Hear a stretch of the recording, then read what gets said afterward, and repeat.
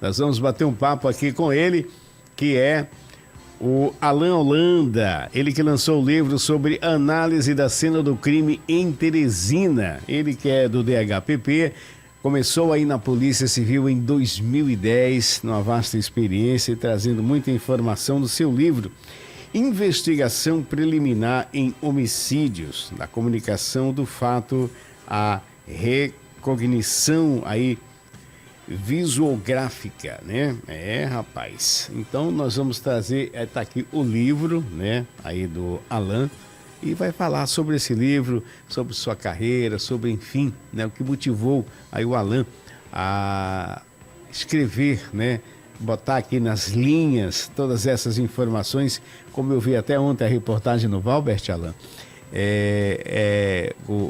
A sua fala e também a fala do Barreto, enfim, é importante para advogados, é importante para a imprensa, para todos, até e principalmente para você da comunidade, né? Para você aprender, digamos assim, a preservar, né, a cena de um homicídio, porque se você vai lá, se você mexe, enfim, se você recolhe alguma coisa do que foi praticado ali, infelizmente, ilicitamente, você pode estar prejudicando a elucidação desse crime. Então, são esses os detalhes que nós vamos conversar e dar as boas-vindas e o bom dia ao Alan Holanda aqui, a nosso bate-papo do nosso comandante. Alan, bom dia.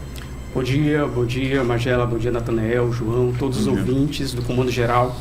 Pois bem, esse livro, na verdade, é um somatório de toda a minha experiência adquirida na Polícia Civil. Pode ficar aqui em mãos aí para mostrar aí na câmera. Obrigado. Então, é um somatório dessa experiência de 14 anos de Polícia Civil, vou completar 15 em janeiro de 2025, e 11 anos de DHPP. Né? Estou lá na DHPP desde a fundação, a convite do delegado Barreto, ainda hoje estamos lá. Então, foi um leque de conhecimentos adquiridos, cursos, capacitações, mas principalmente na prática. Porque é na prática que você realmente vai verificar a aplicabilidade daquela teoria que você adquiriu na sala de aula, nos cursos de capacitação.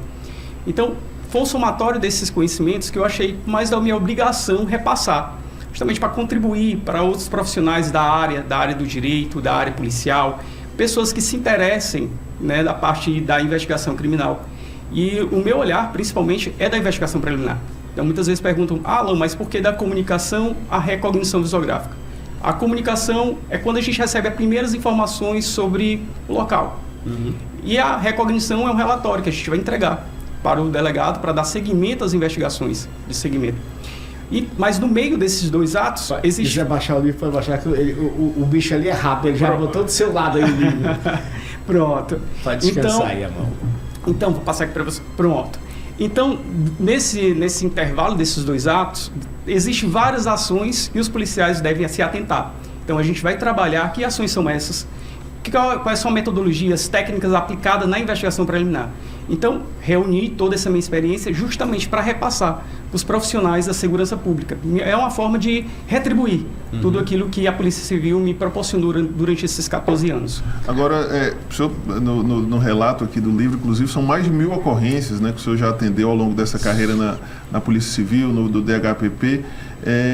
O senhor acompanhou, de certa forma, até o processo, né, evolutivo da investigação criminal no estado do Piauí. Né? Esse livro também traz um pouco desse recorte histórico, né, das mudanças, das evoluções aqui na investigação criminal no Piauí? Isso. O capítulo 6 desse livro, ele trata sobre o histórico da DHPP.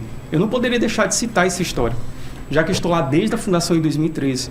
Então, para quem conheceu a sede da DHPP, verificou que ela é bem precária, lá no Morada Nova, bem restrita.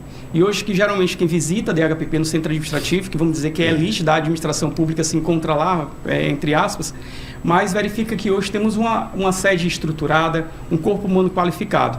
Mas até chegarmos aqui, passamos por muitos desafios, né? Sempre a direção do delegado Barreto, delegados de excelência, profissionais de excelência, agentes de excelência que lá se encontram.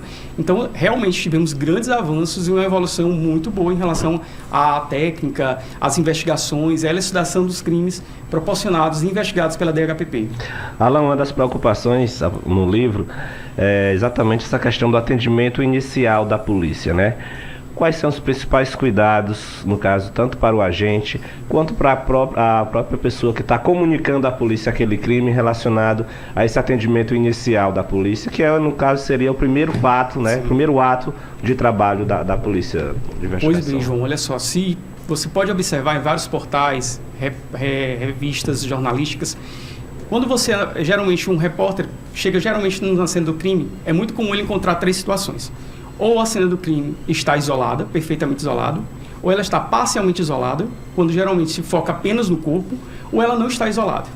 O pior dela, sem dúvida nenhuma, é que não está isolado. Quando não se isola o local de crime e, consequentemente, não se preserva, há uma grande probabilidade da gente perder os vestígios fundamentais para que a perícia criminal possa analisar aqueles vestígios. Porque o principal objetivo, quando você preserva um local de crime, é justamente você fazer a ligação daquele vestígio com o autor que é ali que se encontrava. Então você tem que colocar o autor na cena do crime. Então, se você não isola de forma ideal esse local, com certeza os vestígios vão se evair, com certeza vão se perder. Então, provas fundamentais, os vestígios posteriormente serão analisados, transformados em provas, após a análise pericial, com certeza vai deixar de ser uma prova fundamental para que você coloque aquele autor naquela cena do crime. Então, realmente existe uma carência de capacitação dos primeiros policiais que chegam àquele local, porque é muito comum ainda hoje a gente encontrar locais que não foram isolados ou simplesmente isolados parcialmente, apenas focado no corpo. E o isolamento não é só para o corpo, o isolamento é para cobrir todo o vestígio ali encontrado. E também não é só o vestígio, mas também a segurança, tanto dos policiais como dos peritos. Então a gente realmente tem que fazer um isolamento perfeito, porque tudo inicia a partir do isolamento e da preservação. O tempo, né, da ocorrência ali do crime, até a comunicação, até a chegada da polícia no local, ele interfere muito no processo de investigação? Se facilita ou dificulta? Qual é assim, a influência desse tempo, dessa demora ou da agilidade, né, da chegada da polícia até o local do crime?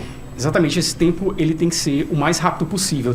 A gente tem que diminuir todo e qualquer tempo entre da comunicação da ocorrência até o momento que a gente chega ao local. Ou seja, se você demora muito tempo para chegar no local para isolar, cada vez mais a população tende a se aproximar do corpo, muitos curiosos tentam entrar na cena do crime, até mesmo os familiares, né? Tentam muitas vezes modificar a cena do crime, às vezes para colocar, vamos dizer, o corpo confortavelmente, né? Modifica, coloca um lençol em cima. Então, todo esse procedimento prejudica. Então, quanto mais rápido a equipe vai atender, se desloca para atender aquele local, consequentemente, a gente garante as melhores vestígios, melhores provas e, principalmente, trazendo uma cena do crime que não tenha sido modificado. Bom, tradicionalmente, né, quem faz o primeiro atendimento nas ocorrências de homicídio é a polícia militar, que chega no local, faz esse isolamento, como o senhor falou. Nos últimos anos, há uma interação, um diálogo maior entre a Polícia Civil, DHPP, e a própria Polícia Militar, no sentido até de orientar os policiais militares nessa abordagem correta, nos primeiros procedimentos? Olha, eu não vou lhe garantir se a gente... Eu vou lhe dizer o seguinte, quando eu fui instrutor da CADEPOL, né, e lá geralmente passaram muitos policiais militares. E fazendo a instrução, alguns me relataram, professor, realmente essa instrução às vezes é deficitária. Existe sim, porque no Código Penal é bem claro, a preservação do local é fundamental. Mas, no entanto, eles falaram que geralmente não tem uma cadeira específica que vai trabalhar sobre isso, entende? Mas existe sim um repasse dessa informação, mas talvez que esteja faltando talvez, não vou dizer uma interação, porque a gente tem uma boa interação com a Polícia Militar, são os nossos companheiros de trabalho, né? Agora, o seguinte, o que pode ser que venha precisar de uma especialização maior, um foco melhor, dizendo que esse local é primordial, é importante a sua preservação, que não pode ser devassado, que tem que ser realmente isolado. O que acontece? Eu vou colocar uma coisa bem prática para vocês. Quando eu atendo um local de crime, geralmente eu chegava a dialogar com alguns policiais militares. Olha, esse procedimento não está correto. E às vezes eu era interpretado mal, né? Você está querendo me ensinar? Mas por que isso? Depois eu fui analisar o seguinte...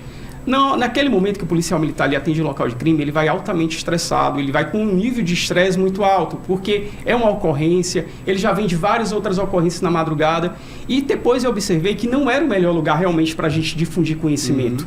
Então, por isso que eu escrevi esse livro, entende? Porque quando você adquire um livro, você prepara o seu espírito para aprender. Quando você vai a uma sala de aula, você prepara o seu espírito para aprender. Então, você já vai preparado para adquirir conhecimento. Mas um local de crime, o máximo que às vezes eu poderia fazer é, seu amigo, vamos aumentar o isolamento, vamos ampliar esses isolamentos, me ajude aqui. Mas você repassar esse conhecimento no local de crime não era o melhor local, entende? Então, eu acredito realmente que precise mais só um pouco mais informação, porque todos eles sabem da importância, todos os policiais sabem da importância, mas só precisa realmente difundir um pouco mais as técnicas e métodos de isolamento e preservação. Nesse sentido, o livro pode até contribuir didaticamente nas academias de formação militar da Polícia Civil também? Com certeza, olha só, o primeiro capítulo ele vai tratar de conceitos básicos sobre locais de crime, quais são as classificações, a importância do isolamento e da preservação, as técnicas de isolamento e preservação em vários tipos de locais. No caso, em automóvel, existe uma técnica específica, quando você encontra um automóvel em local ermo.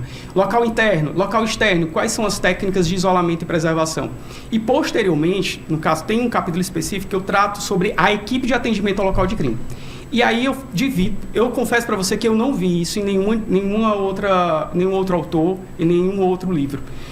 Foi uma técnica que eu realmente fui adquirindo e também tentando aperfeiçoar e passar para os alunos na Cadepol, quando lá eu fui instrutor juntamente com o delegado Robert Lavô, a gente dividiu a disciplina. E eu achei melhor fazer uma divisão, de forma bem didática. Qual a atuação dessa equipe antes da chegada da perícia? Que existe realmente uma atuação específica. Quando os peritos chegam ao local, o que esses policiais vão fazer? E após a liberação da perícia, o corpo é removido pelo ML, os policiais saem do local ou continua? Então, existe também outras ações que devem ser realizadas. Então, eu peguei e dividi em 3 momentos específicos para melhor repassar o conteúdo, né? Talvez, assim, eu sou professor também, então a didática, a vivência, o dia a dia na sala de aula, me ajudaram, sem dúvida nenhuma, a descrever melhor toda essa linha cronológica de ação para que os policiais pudessem seguir de forma contente e realizar um bom atendimento do local. E só falando dessa divisão, bem rapidinho, no capítulo 3 tem aqui, atuação do policial no atendimento ao local do crime. Então, como o Alan falou, ele dividiu aqui, ó, a atuação do policial antes da chegada da perícia criminal, a atuação do policial durante os trabalhos periciais e também a atuação do policial após a liberação do local do crime pelos peritos, ou seja, se o policial deve permanecer ou não, tudo isso que ele mencionou tem em detalhes para você aqui no livro, é importante você ler. João. Alan, eu vi que tem outros delegados, outras pessoas que contribuíram, né, com o livro, escreveram ali alguns trechos. Queria só que você apresentasse quem são essas outras pessoas que colaboraram aí com o livro e sobre o que cada uma tratou. Olha só, nesse livro eu trago a teoria, eu trago a minha prática, mas foi fundamental reforçar com profissionais renomados, justamente para interligar tudo aquilo que eu vinha trabalhando. Então, primeiramente, a gente teve a contribuição do delegado Bareta, que está lá desde a fundação da DHPP, dirige de forma brilhante aquela instituição. Tivemos contribuição do delegado Robert Lavô, né, que é responsável pela Delegacia Norte. A delegada Natália, que é a delegada do Núcleo do Feminicídio, que ela vai tratar justamente desse olhar diferenciado do feminicídio, porque existe realmente um olhar diferenciado no atendimento do local de feminicídio. E também 2 investigadores. O investigador Carlos Queiroz, que faz parte da equipe de investigação de segmento, e o investigador Maradona, né, João Sérgio Maradona, que é investigador da parte da investigação preliminar em homicídio. Então, cada um deu sua contribuição brilhante para que a gente pudesse tornar essa obra um pouco mais robusta e verificando principalmente sua aplicação na prática. O senhor falou aí da questão de gênero, né, dos crimes relacionados ao gênero. A delegada Natália Figueiredo é a responsável, e o que o senhor falou de certa forma, são crimes que têm uma dinâmica diferente, né, dos demais. O feminicídio teria uma dinâmica diferente do homicídio. Que diferenças seriam essas, né?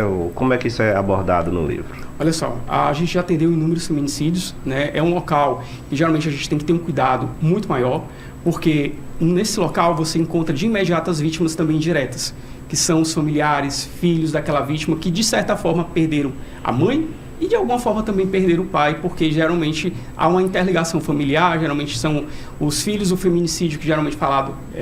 Então, quando você vai fazer um local de crime, quando você vai atender, melhor dizendo, esse local de crime de feminicídio, você tem que ter esse olhar diferenciado. Tem que saber muito bem, tem que ser reportado um lado mais humano. E no local de feminicídio também, você observa alguns indícios latentes.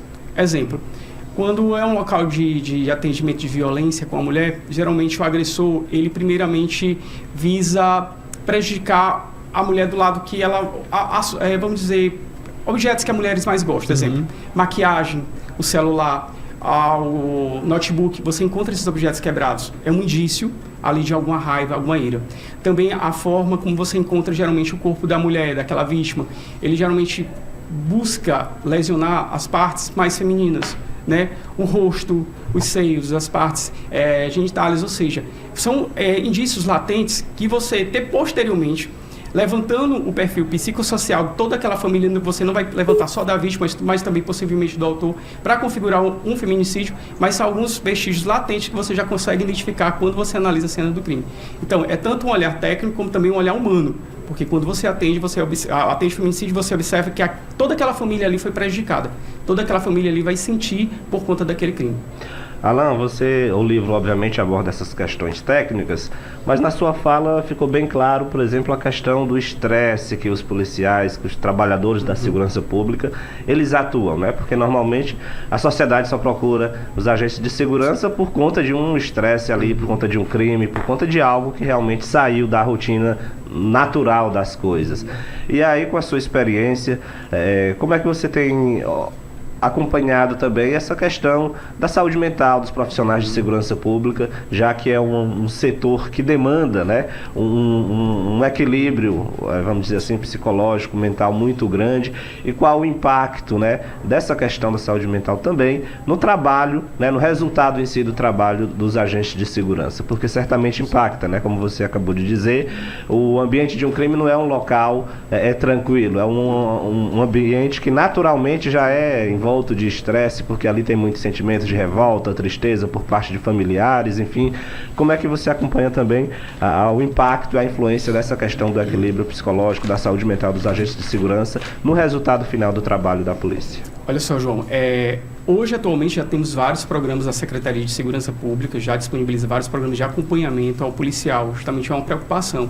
Até porque, não sei se eu acredito que vocês acompanharam, o ano passado o Anuário da Segurança Pública registrou que o número de suicídio entre policiais foi maior do que a morte desses policiais em combate, pela primeira vez na história. Então, hoje já tem um olhar mais especial em relação a isso. Nosso nível de estresse realmente é muito alto, mas a gente sempre tem que prevalecer as horas de descanso, as horas de lazer, as horas com a família, buscar também se aperfeiçoar, estudar, ler, né? Isso ajuda bastante também, buscar uma qualidade de vida. Porque, infelizmente, a gente sabe que os policiais ainda não são valorizados como eles devem ser, até mesmo na remuneração. Então, muitos deles acabam adquirindo o quê? Os famosos bicos. Então, aquelas horas que era para ele ter para o lazer, para a família, é uma higiene mental, ele vai estar o quê? Trabalhando. Então, ele vai estar justamente tentando recompensar a sua família para dar um melhor conforto, buscando uma nova remuneração. E isso leva ainda mais um estresse. Então, aí ele volta para o seu trabalho mais estressado ainda. Então, acredito que futuramente, a gente acredita, o próprio sindicato está lutando, né, para uma valorização melhor para os policiais, mas tudo isso, para a gente ter uma saúde mental, a gente primeiramente precisa realmente buscar horas de lazer, horas com a família, porque ajuda sim o nosso equilíbrio mental. E impacta no resultado final da polícia, né, do trabalho. Olha, dizer que impacta sim, tá bom? Mas assim, o que a gente busca hoje é justamente tentar amenizar o máximo possível isso, né? Porque, mas eu posso dizer que, pelo menos lá na Delegacia de Homicídios, a gente busca sempre elucidar os crimes, buscando cada vez mais dar resposta à sociedade, né? Bom, eu tenho aqui um esclarecimento. Ele se identificou aqui como o Major Reginaldo, da PM do Piauí. Só que a foto aqui não é dele, né? O telefone tem o nome de uma outra pessoa. Mas ele diz aqui: a título de informação, a Polícia Civil do Piauí cita que a PM não está preparada para atuar. Entretanto, nos cursos da PM, vimos uma matéria chamada Local de Crime. E com toda certeza, a Polícia Militar sabe do seu papel, né? E está qualificada e orientada a atender o seu papel. E disse que não há essa de estresse. É o que Pronto, ele comenta aqui, o Alan. Não, olha só, em momento nenhum eu falei que a Polícia Militar não está preparada, tá bom? Eu falei justamente que durante os cursos da Cadepol, alguns alunos retrataram, professor, realmente a gente vê, porém existe uma certa deficiência, ok? Eu não, de forma alguma, a Polícia Militar é uma polícia, a nossa co-irmã, super uma preparada. forma de ajuda. Né? Exatamente. Então, eu quero bem deixar claro que de forma nenhuma estou criticando a Polícia Militar, é nossa co-irmã, a gente sempre está lá trabalhando, estamos trabalhando juntos, a obra é justamente para ajudar, para transmitir, nunca é demais, exatamente, transmitir conhecimento, tudo bem? Deixando bem claro isso, pessoal. Alan, voltando a falar sobre o DHPP, você acompanhou o processo evolutivo, como é que nós estamos hoje, o Piauí, no que diz respeito às técnicas de investigação, a equipamentos, tecnologia, né? O Piauí, de fato, está equiparado aos outros estados no que diz respeito às técnicas, aos equipamentos, à tecnologia no processo de investigação? Olha só, a gente realmente evoluímos bastante. Como todo processo de evolução, a gente precisa ainda melhorar em alguns pontos, tá bom? Mas o que já era antes, já posso dizer que é uma equipe de excelência, que realmente é uma instituição de excelência que a gente encontra hoje, pela resolução dos delitos, pela a resposta rápida, geralmente a crimes de repercussão. Então, dificilmente você vê crimes de repercussão demorar tanto para ser resolvidos. Né? A gente acompanha constantemente na mídia as prisões sendo realizadas, as investigações sendo realizadas a contento. Viu? Então, temos realmente, já evoluímos bastante, com certeza. O livro, obviamente, fala principalmente da questão da investigação preliminar, mas quais seriam as etapas de todo o processo de investigação, só para que a gente, claro, o nosso ouvinte, telespectador também entendesse, né? O processo de investigação, ele é dividido em quantas etapas? Olha só, nesse livro a gente vai tratar especificamente sobre a investigação preliminar. Então, ela inicia desde o momento da comunicação, a chegada no local. Então, quando você chega no local, isolou, preservou, entregou para a perícia. Nesse momento, a equipe vai se dividir, existe um policial que vai registrar as fotografias junto com o perito, após o perito autorizar a entrada da cena do crime. Aí existe um policial que vai buscar, relatar todas as informações, identificando testemunhas ainda no local, buscando os depoimentos, não depoimentos, mas entrevistas de campo, melhor dizendo, e essas entrevistas de campo serão fundamentais para a investigação de segmento. Então, posteriormente também, a busca de novos vestígios, a busca de câmeras de segurança com imagem de forma mais imediata, para identificar os autores, rotas de fugas, os veículos que foram utilizados. Então, tudo isso a gente vai trabalhar nesse livro e trabalhando também na investigação. Tudo isso compõe a preliminar, no caso? Isso, exatamente. E após essa investigação preliminar, quais são as outras etapas? Após a investigação preliminar, a gente elabora essa recognição visográfica. O nome recognição é justamente um relatório que vai tudo que a gente escolheu no local de crime, de imagens e os relatos. Então, a gente produz esse relatório, é entregue de forma posterior, imediata, ao delegado de polícia da área, para que ele possa realizar de forma rapidamente as investigações, dando continuidade. Porque anteriormente, né, o que a gente tinha? A gente simplesmente, ou o policial ia no local de crime, antes da DHPP, pegava o nome da vítima, pegava algumas informações preliminares e repassava através do boletim de ocorrência. Com a implantação do DHPP também foi implantada a recognição visográfica, que é um modelo vindo de São Paulo, e foi aperfeiçoado aqui pela gente também. Então, esse relatório é repassado para a equipe de segmento, que a equipe de segmento dá continuidade à investigação. Professor, e o público-alvo do livro, né? Claro, obviamente, profissionais da segurança, como o senhor comentou, mas também é interessante para estudantes da área do direito, quem pretende perseguir esse caminho da segurança pública, enfim, ou para o próprio cidadão comum que tem interesse em aprofundar também, né, a seu conhecimento relacionado às investigações. Qual é o público-alvo do livro, efetivamente? O público-alvo, ele vai desde o estudante de direito, né? Até agradeço o delegado Barreto, o delegado Robert Lavô, que também fizeram essas indicações, ao público, desde o estudante de direito, ao advogado criminalista, aos policiais, guardas municipais, defensores, promotores e juízes que querem conhecer um pouco mais, de forma mais aprofundada e detalhada do nosso trabalho de investigação preliminar. Todo esse processo de investigação preliminar, ele robustece o inquérito e tudo, e de certa forma traz uma garantia que de fato o autor do crime será punido, né? Como é que funciona toda essa dinâmica, né? Após a investigação, a denúncia no Ministério Público até a condenação? Olha só, após a gente repassar a recognição visográfica, o delegado dá seguimento às investigações, e essas investigações aí eu deixaria para a investigação de segmento, né? Porque é levantado o maior número de provas, é levantado os depoimentos, de forma imediata. Quando a gente vai no local de crime, a gente identifica quais são as testemunhas.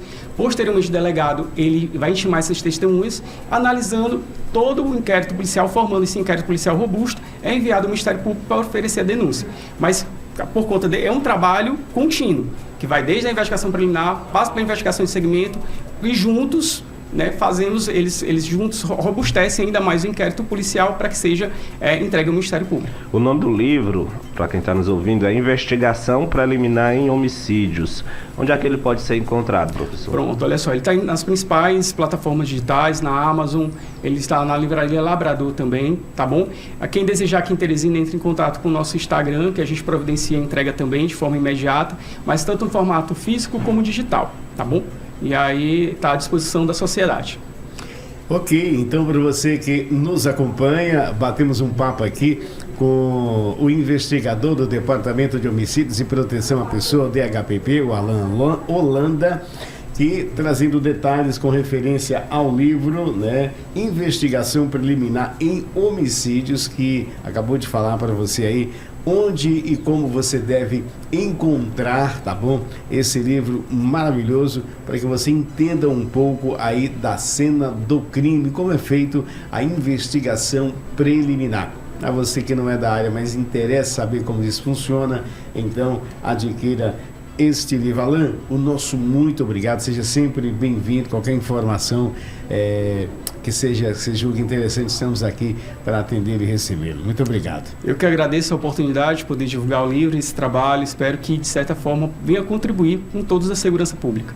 Parabéns pelo trabalho, né? Exato. Ressaltar que a importância, né, de um trabalho intelectual, vamos dizer assim, sobre essas ações, não só de segurança pública, mas de todas as áreas da gestão pública. Muitas vezes a gente vê os profissionais na lida do dia a dia e normalmente quando você está na rotina do dia a dia, você não tem muito tempo para refletir sobre o seu processo de trabalho, porque você tem tanta demanda que você tem que trabalhar e falta tempo para aprofundar a discussão, para refletir, porque é refletindo que é a possibilidade ali de avanços, né, de mais qualificação. Então quando a gente vê uma obra como essa, que é fruto obviamente de uma experiência profissional, mas também de muito estudo, com certeza contribui muito para a qualificação, e qualificação nunca é demais, seja para o servidor público, seja para quem está na iniciativa privada, mas o caminho, sem dúvida nenhuma, para melhorar o desempenho profissional de cada cidadão é a qualificação. E quando a gente vê uma obra dessa construída de fato, né, por quem entende, por quem tem experiência, com certeza